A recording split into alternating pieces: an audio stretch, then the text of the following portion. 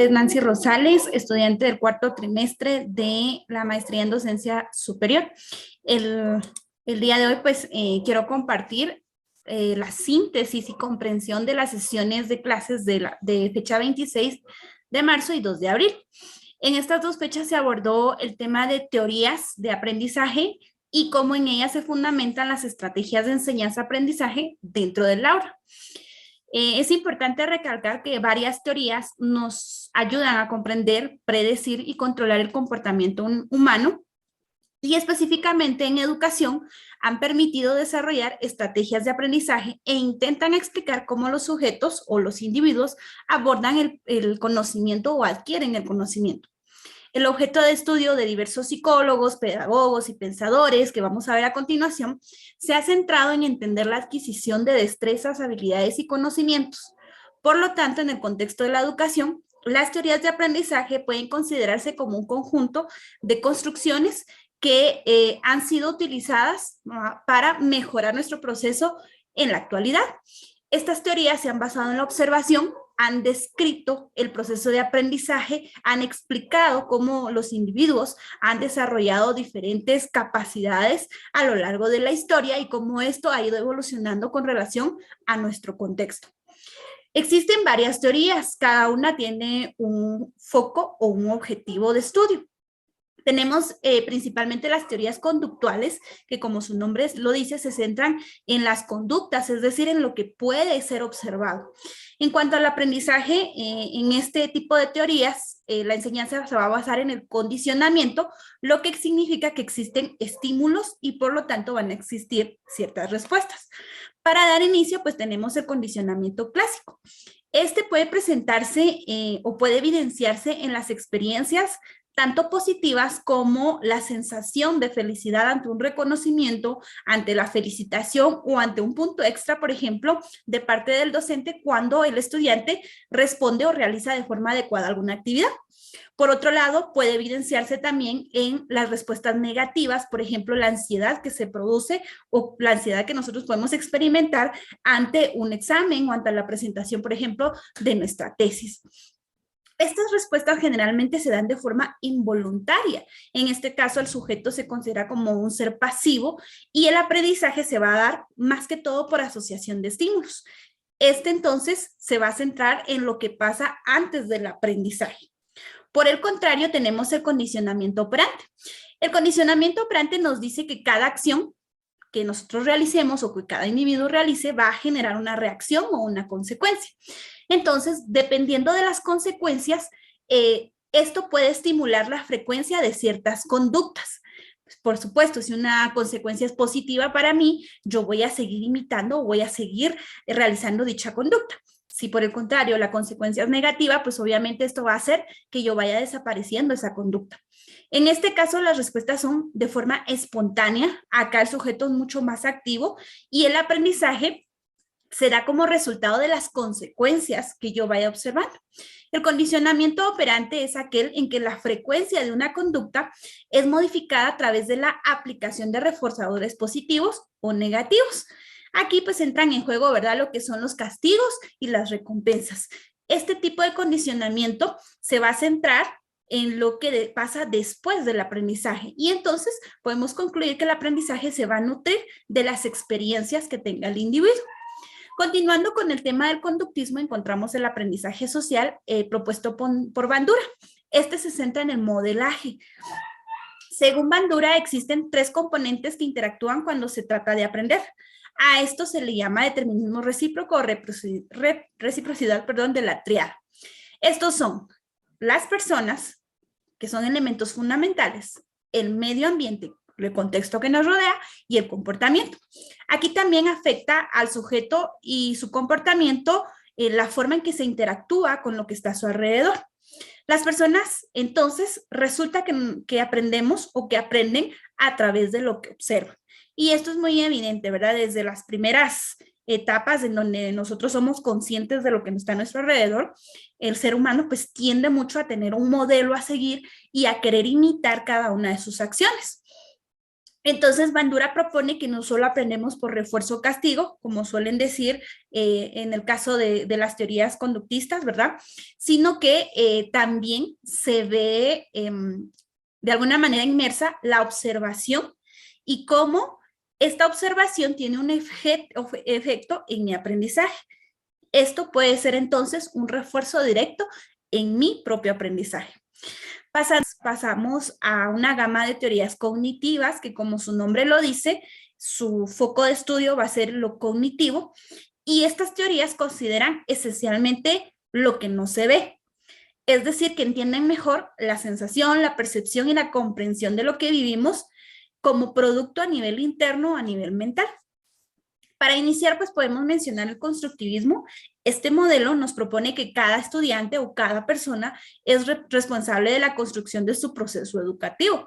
Considero que este ha sido uno de los modelos que se ha buscado más aún en el nivel superior, ¿verdad? Porque se considera que el estudiante pues ya entiende el porqué de las actividades, ya entiende cuál es su meta y qué es lo que quiere lograr. En este caso, el docente juega un papel importante porque va a ser el encargado de crear las condiciones óptimas. Por lo tanto, se va a convertir en un facilitador que va a guiar a los estudiantes en el proceso paso a paso. Dentro del aula constructivista, vuelvo a reiterar, el papel del docente va a ser crear un entorno colaborativo en que los estudiantes van a ir participando de forma activa y de esta manera van a ir construyendo y obteniendo un aprendizaje propio.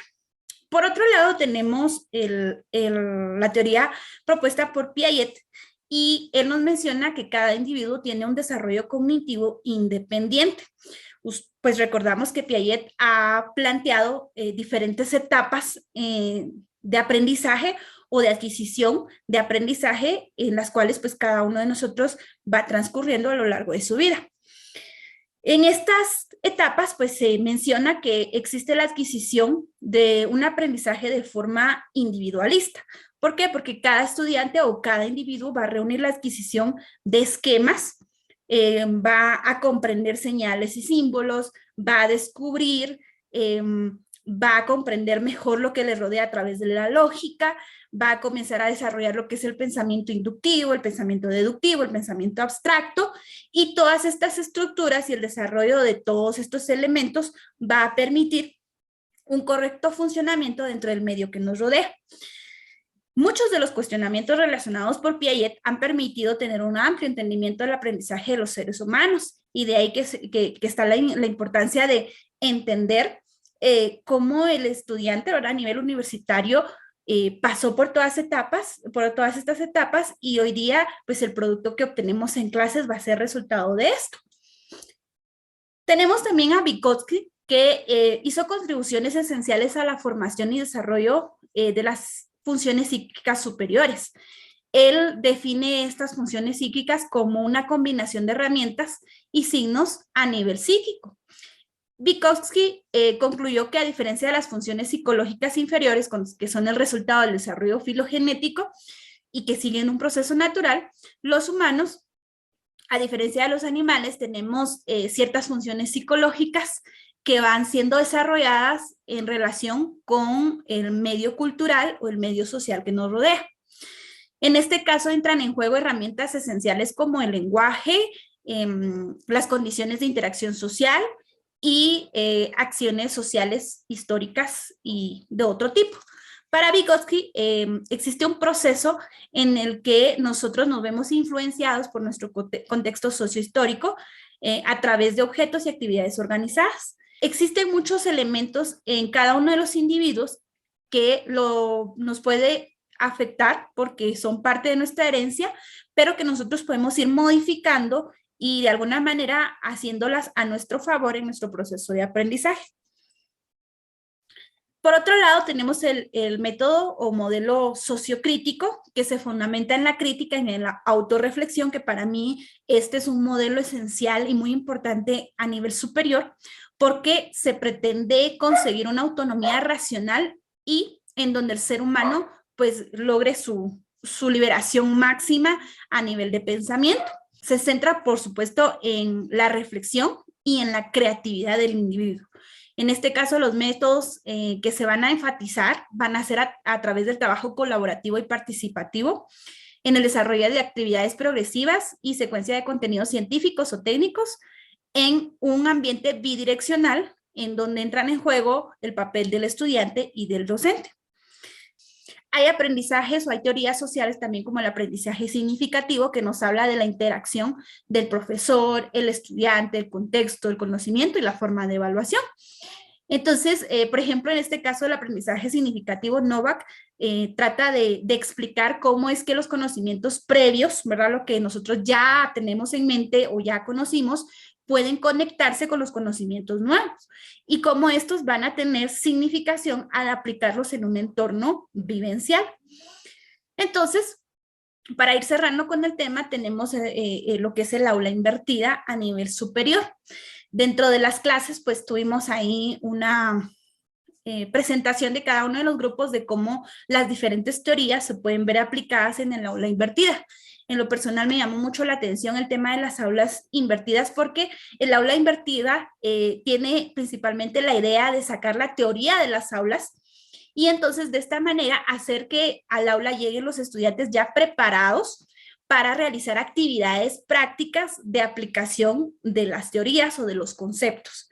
Considero que es una metodología que en nuestro contexto realmente no es tan común como tal, o sea, como aula invertida como tal, probablemente uno que otro maestro o docente lo ha aplicado, pero no de forma consciente.